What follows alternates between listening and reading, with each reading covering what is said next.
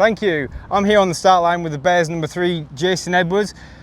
Jason, there's a little bit work yet to be done on the start line. Got to rip them up and stuff. But what can you tell about the start so far? The amount of dirt material proportion across the gates? Yeah, well, the biggest thing sort of this year coming in is we've got all the Wolverhampton dirt this year. Yeah. So if you go back probably last year, 2 years ago, when Redcar was on the telly, it was a lot darker. So now it's a lot lighter, it's the Wolverhampton stuff. And to be honest, so far this year it's been brilliant because it's actually been holding itself. It's not just been going to a powder. And like I say, some of the races has been brilliant. So hopefully more of the same tonight. But is it a grippier start then with that new dirt that's been on it? I wouldn't say it's affected it too much off the start. It looks a lot of material, like gate 1 here, looks like a lot more than usual. Yeah, it's not. The hard thing here we always get is across to gate 3, where everyone rides, it gets quite tyre packed. So it's normally quite hard to get off of. But like I say, it's all a bit of a waste of time at the moment because they are going to rip them up. Well, they normally do, unless they have a change of plan tonight. So yeah, we'll see what happens with it. But obviously gate 4 is always nice because you're right by the fence. You've got loads of material to drag and do what you want. And then you've got the whole outside to play with, and off you go down the back straight. Cool, well, we'll start with gate 4 and we'll head down to the first turn.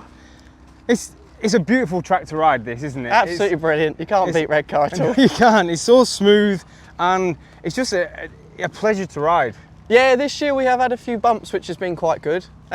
Because how many times do you always hear, oh, Redcar's got no home track advantage and everything else. So, and that has been brilliant this year. I know they're gradually getting rid of them, but you want a couple of bumps to keep it a bit interesting.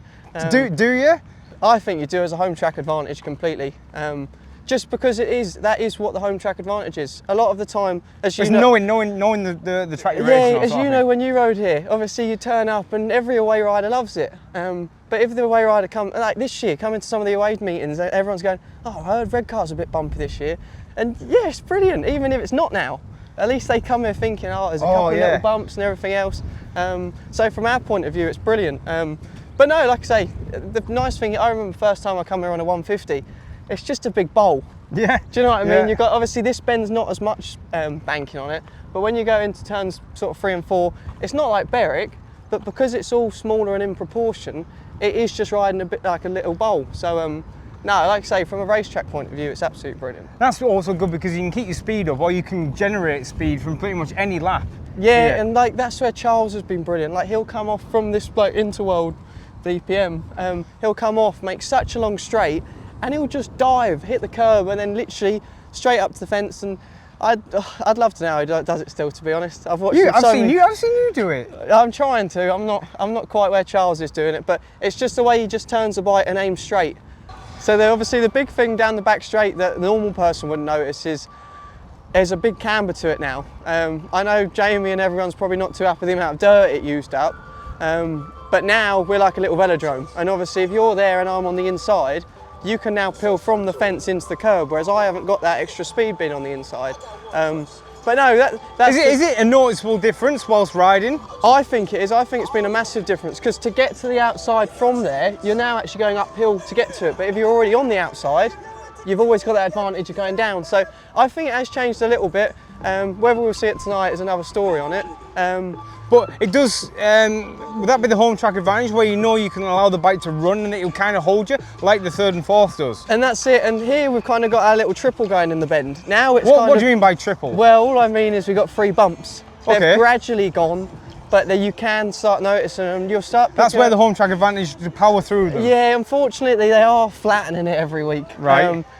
But you preferred it with them? I just think it's a home track advantage. The first meeting against Newcastle, Jake was on the inside, Steve Worrell's where you are. Yeah. Just used to peeling in and turning. He bounced past the bend. Right. But you wouldn't get that on a normal one. So obviously, yes, I know spear bikes, we haven't got much suspension, needs to be flat and lovely, but it gives it a bit of character sometimes, doesn't it? It certainly does. And how do you feel you and the Bears are getting on so far this year? So far it's been brilliant at the start of the year.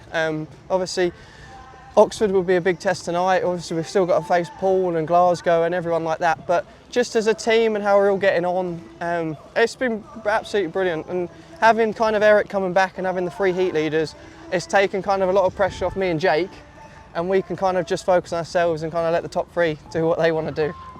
You're riding at number 3, big position that to be like holding, and you're doing it well. So I know you're always smiling and you're the happiest guy across Speedway without a doubt. but you must be happy with your own form. Championship wise, I can't complain at all. Do you know what I mean? Like for me, championship so far has been going really well. I've been scoring steadily every meeting. I've had a fair few heat 15s here, which is nice. Whether Danny wanted to go out, I don't know. Yeah.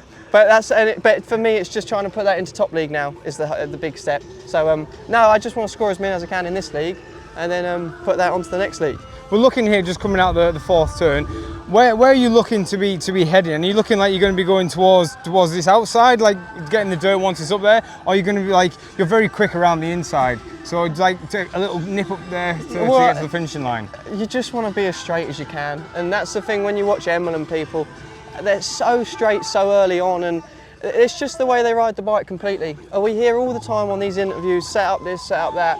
But when you watch how upright and how on the middle of the tyre they've got those bikes, you can see why they would be dead straight from here, whereas you go to the reserves, they'd be not even straight going across the finish line. And that's the hardest thing here. It's a bit like a Bellevue or somewhere. It's really easy to ride. Yeah. Really flipping hard to go quick round it. So we'll see what we do tonight. I've known you for a long time now, and you're very methodical and very forward thinking, and like you even just there talking about Emil, like you're trying to improve your game all the time. Well, the big thing I just think with Speedway is we don't talk about technique enough. And at the end of the day, the good riders are the good riders because they're good on the bikes. Do you know what I mean? The way they sit and everything else. And I know Jake's been trying to work on it this year. I've been really trying to work on it, but you're only going to go as quick as your technique allows you to go. Same as if you're a sprinter or whatever you are, you can only go as fast as what you can do. So if you can change the technique to allow the bike to run, you're going to generate a lot more speed. And that's kind of been the big thing with me this year, is to allow the bike to run and actually use the power, rather than what I used to do is trying to stop the bike all the time. Because at the end, I come into Brian, who helps, and he's my mechanic at Redcar, and I'm like, no, just leave it, I just need to be straight. And that's the hardest thing about Speedway, is when you learn, all you want to do is slide and look good for a photo, and then as you get better, you just don't want to slide. And that's the hardest thing about it. Well, Jace, it's been an absolute honour and pleasure to do a travel with you and to listen to your insights into how you go about it and just the little details you've told us. It's going to be a tough test against Oxford for sure, but you look like you're going to be up for it, so wish you all the best for the meeting. Thank you very much. And yeah, go and get them. We'll see you in a bit. Back to the studio.